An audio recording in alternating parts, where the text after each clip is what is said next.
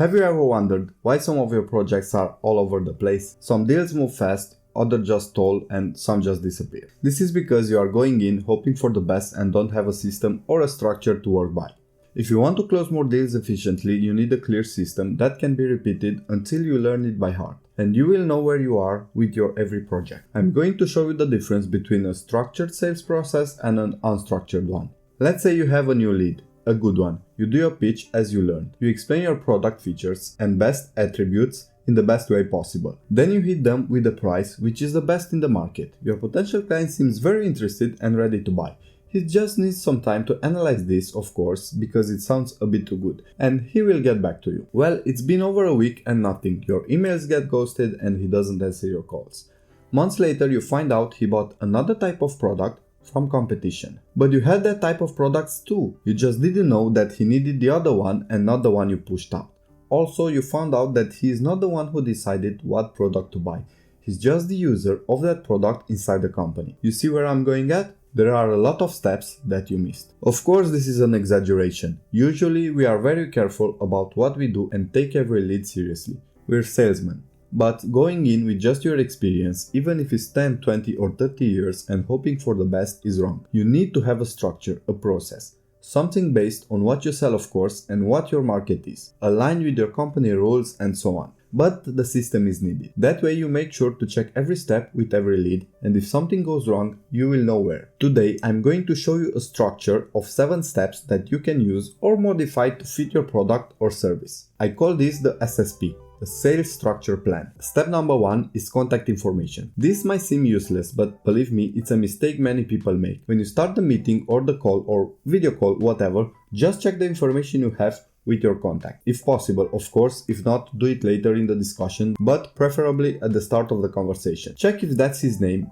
what his position is, in what department, phone number and email, and more info if your activity requires it. Also, make sure you know the address if you make a call, and if you make a visit, you will know the address, but write it down to this contact information, because maybe in the future you will get in touch with more people from that company. Maybe they have different departments at different locations. So when you look him up in the future, you know where to place him. This is very useful when you want to send gifts on behalf of the company. Simple, right? Of course, but this makes sure that you are talking to the person you would like to talk. Don't forget to slip into the conversation the question about if they are the decision makers. This is very important, even though I say slip it somewhere later in the conversation. It's good to know from the start, but for me, it just seems very unprofessional and rude to ask that when I'm confirming his information. I like to blend it in the conversation. Step number 2. Document what your client needs or what he thinks he needs. What I mean here is listen to him very carefully, describing what he needs and why.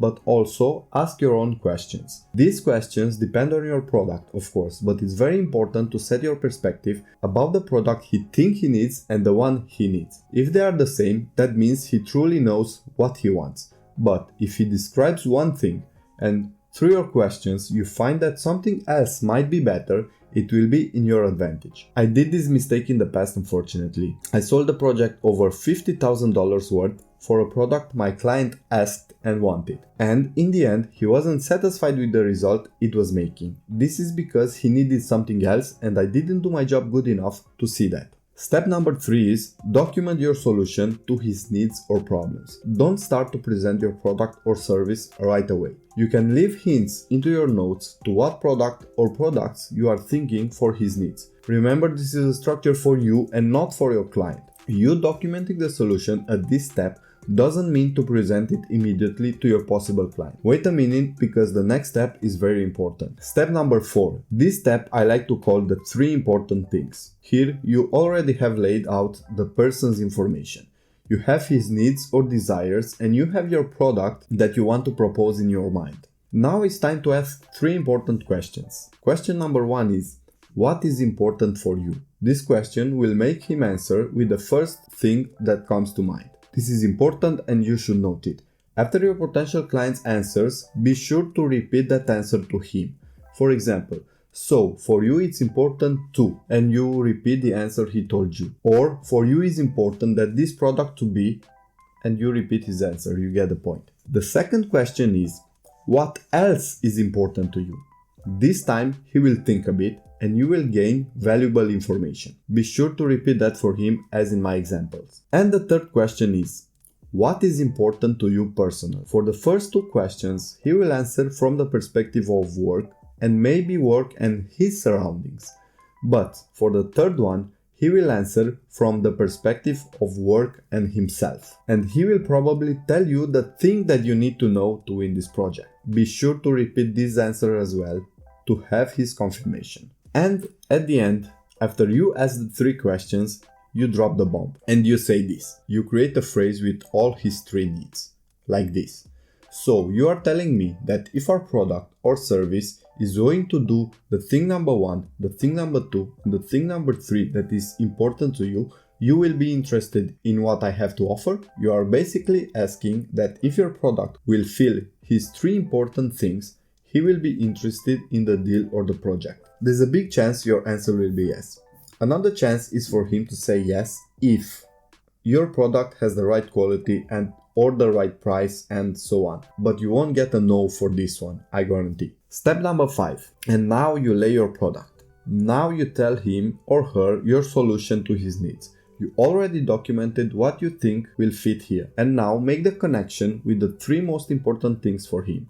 Lay out your product or service benefits connected with his 3 important things. For example, our product service benefits you because you insert the benefit here, which covers the, and you insert the important thing here, or whatever you choose for your words or phrases.